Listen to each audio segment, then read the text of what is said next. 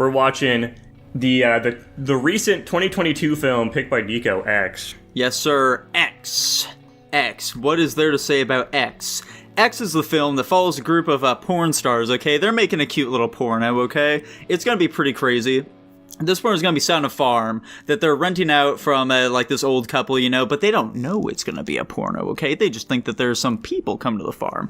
And over the course of the film, we watch as the old people start to get a little wise to it, particularly the wife, Pearl. She's a bit old and crazy, okay, due to, like, you know, her not being beautiful or nothing like that anymore. So she sees all these hot young bodies walking around, she's like, hey, I want to get a piece of that action. But her old man just can't get it up anymore, and the sexual frustration is simply too much for her, so she ends up going around and starting to murder all of them. And the old man's like, well, I guess I gotta help the old wife out, and they both start murdering people. But our main character, Maxine, she's able to get through it all, okay? She's able to survive the attacks and murder both of the old people on her own, okay? She runs over Pearl's head in the end. The end. So, guys, X. Eh. Here's my ultimate thing with it. What is the point of this movie? What's the point of it, dude? It seems like a lot of it is just edging you on to, like, dig deeper into what they're trying to do with this universe, with the connection between the old woman and the spouse, whatever the fuck their names are. Nico literally just said them, I already forgot. Yeah, Maxine and Pearl. Like, there's some shit going on there. There's some supernatural stuff I think we're supposed to be implying is happening. But other than that, it's basically just some, like, run-of-the-mill slasher film. With arguably, I think, pretty decent acting and general cinematography, which is probably its best thing that has going for it. It seems to me that, like, the point ultimately just boils down to they want to put some sex and violence on a movie screen, which, fair enough, but I don't find it too compelling. I mean, you know, dude, that's like the general slasher thing. So, this movie, yeah, it is definitely a slow burn. That's pretty typical for A24 films, you know? But, like, yeah, like you guys were saying, pretty solid acting. I definitely do appreciate what this film is going for. It's like utilizing the skeleton that makes up the typical slasher movie, but, like, you know, they don't generally rely on the tropes of it too heavily, which is pretty nice. The film doesn't rely on the tropes of it too heavily. It's a bunch of people going into some spooky location, acting dumb, and getting picked off one by one with sex and boobs and stuff. Like I was saying, it uses the skeleton, but it's not relying on those tropes solely for the film, okay? So, like, yeah, it uses fucking sex, okay? It pushes that to the forefront and makes it an intrinsic part of the plot, which is something that, like, you know, all these fucking slasher movies, they always have, like, these, like, little sex scenes and shit like that to get the teens into the movie theater. But this film is, like, actually, you know, utilizing it as part of the plot here, okay? As far as, like, you know, it's not using the tropes. Like, the characters themselves aren't really, like, falling into these typical archetypes, okay? Where it's like, this is the stoner guy, this is, like, the chick who just gets fucking railed and is a total slut and shit like that, okay? Like, these actually do feel like actual people, rather than just, like, stupid fucking characters in a slasher movie. That's, like, my main thing there, you know? I disagree, but go ahead. I think I kind of agree with Nico. I definitely think that this movie does a better job characterizing its cast than most slasher films do, especially with the whole talk of, like, sexuality, which is kind of out of left field and mostly just there to build tension with, you know, the fucking couple. But I don't really think it does that much for me with the movie. At the end of it, it's still kind of just a generic slasher film.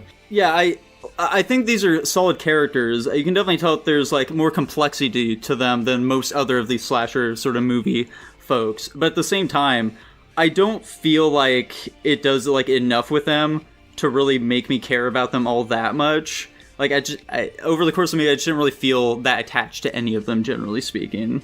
Yeah, same, pretty much. Yeah. I did like all the foreshadowing, though. They did a pretty good job of that throughout the film.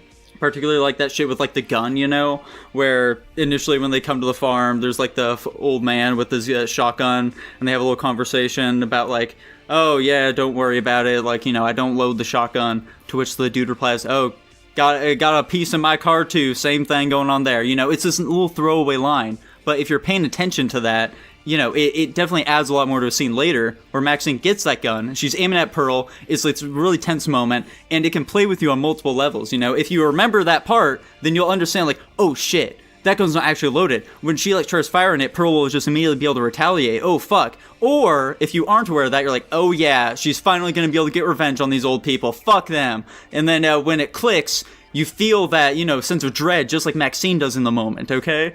I really like that shit. I think that does do a good job in some respects with the film like that. Anyway, this movie was boring. Like I said, it is definitely a slow burn, you know? Yeah. If anything, I'm curious about watching the prequel because I just kind of want to know what they're planning on doing with all this lore shit they're building up.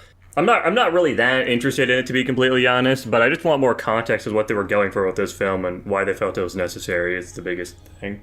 I mean, what is the prequel going to be other than the old woman was a whore in her youth who killed a couple people? Tough to say, I simply don't know. She's also got some psychic spooky shit. My bigger question is what the sequel is supposed to be. Like that, I have no idea where the fuck they go beyond this. It's now Maxine as the old woman.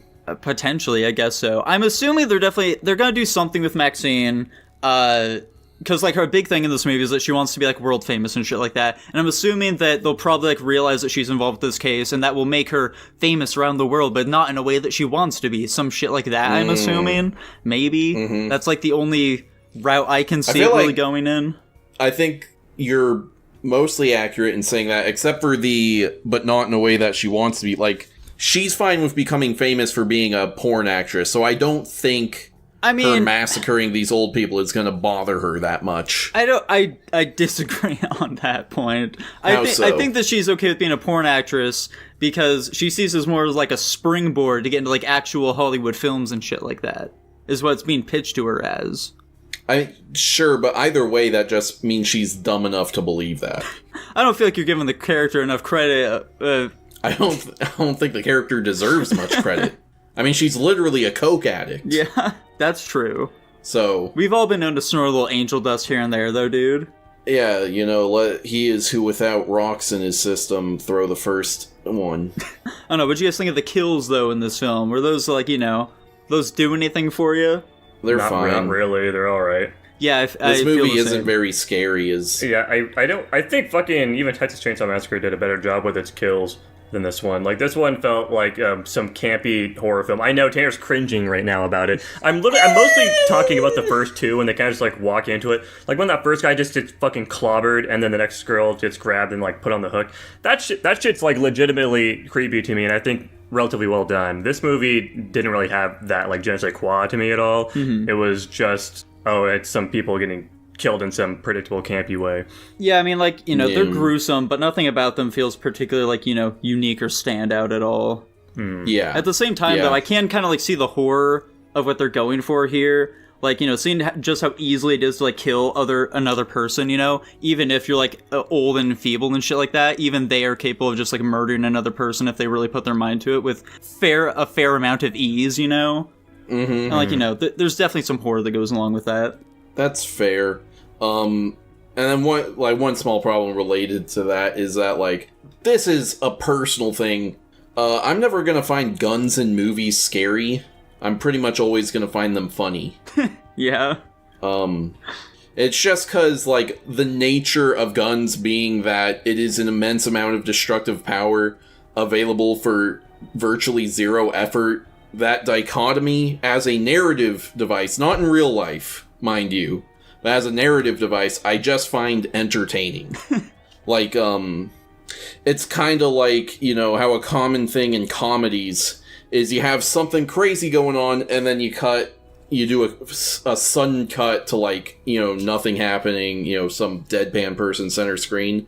I feel like a gun is kind of like a rhetorical version of that sort of comedy cut, where it's like, it's nothing, it's a very simple thing, and then it's this sudden amount of thing, you know? Yeah. Like, Terrifier makes me think of that, how, like, it's a gruesome horror movie, but when the clown pulls out that gun and shoots that girl, that makes me laugh, because that's funny as fuck. So, anyway, and now I'm kind of torn, because I'm like, a lot of times when I'm watching a horror movie, I'm like, these people should have guns. But I guess that's just me being like, that being unrealistic, but at the same time, I'm like, I understand why there's not guns in horror movies, because that, you know, that makes it not scary all of a sudden. Gotcha, okay. Yeah, I don't know, I guess, like, as far as, like, you know, the themes and shit like that goes, that Tanner had mentioned, like, off the top of this whole conversation here, Like, this film definitely, like, obviously has something that it wants to say. I just don't think it's doing so in a very satisfying manner. Like, the film attempts to tackle these themes of aging, sexual repression, and liberty, but it isn't particularly clear what it is trying to say about any of those things, you know? Yeah, I was gonna say, like, especially with... It definitely does seem to be trying to say something about, like, sort of traditional sexual morality versus the more, like, you know, hippie, liberated kind. But I don't know what direction it's really going, because our main characters are obviously the sexually liberated ones, but they're getting killed because of it, which kind of seems like you're saying, okay, so it's bad or something. It leads to hedonism. But at the same time, our villain, who we at first believe to be sort of representative of the more traditional sexual morality, we also find out is a sexual deviant. Yeah. So then we just kind of wind up with a sexual deviant killing other sexual deviants because they're sexual deviants. So it's like, what am I supposed to take away from that then? Only have sex through a bedsheet. Okay. That would have solved all of this. They should have practiced soaking with this movie, and There I think we they go. wouldn't have been killed. There we go. What do you guys think about soaking? Let's bring it to a different tangent here. What's up and what about soaking? I actually dated a Mormon girl, and she didn't know what soaking was. I had to tell her about it. I have a feeling it's not actually very common, It probably and that's isn't. why you had to tell her. Yeah. But I think it's very funny as a concept. Yeah, it's pretty funny. I think it's fairly silly. And speaking of silly, we're not getting onto the rankings quite yet. I still have slightly more I want to say about this film. Don't worry. You son of a bitch, shut the fuck up. Just Who cares? slightly more. Just slightly more. So, one thing that kind of had Tanner rolling his eyes at this film was, like, the way in which they get, like, really meta about it, you know? About, like, you know, the porn movie is obviously, like, an analog for the film itself. About how, like, you know, they're not trying to make, like, a normal slasher movie. They want this to be real cinema. Shit like that. And there are homages that they put... they literally, that's a literal line of dialogue even. Yeah, it was like that, and then when the camera guy, producer guy, he, like, borderline is, like, looking into the camera at the audience, he's like, what's your American dream? I'm like, oh my god.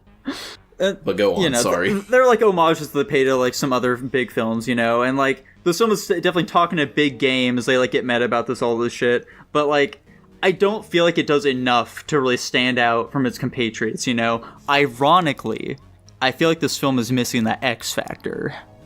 That's about all I have to say about this film. I'm giving this film a B, personally.